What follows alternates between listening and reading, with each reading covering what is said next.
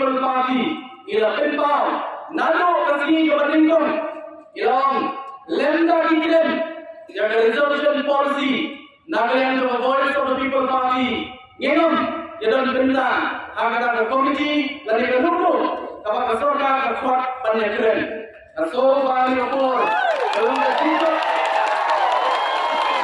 kalau ke bishop na benda jongi upada jong beri unyo tre hari opor ini kalau berboy yang di sini agak diakor lasai kasih kalau itu itu agak por arsteng Pagandang kegiatan apa main conference hall atau main secretariat kali meeting jam komiti joki political parties baru. Nilai naswa pemerintah berjoki pada hari for pemerintah. Isu penawar bagi सरकार kelebihan banyakkan alur resolution policy. Buat pemerintah berjoki kamtam ini sama pulih lawan hari for hari kerjakan.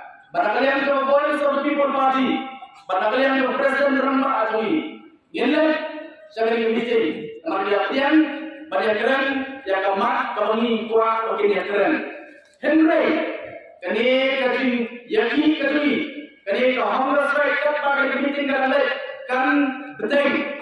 betul, bak lada, kata kaki keren, kampoi itu bagi kuat berkata kelong.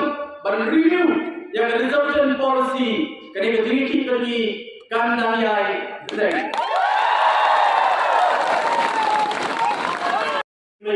Ikut sama. Maka ini si Nagaland kedui itu senda atau upaya.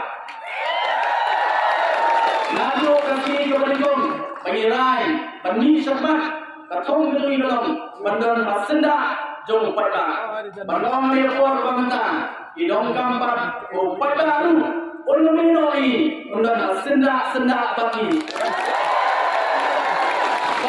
ini yang orang jaga ini kalau kejima berkejingku nak kita kalau ini berkabar ini ikut sama ini kulai pun kulai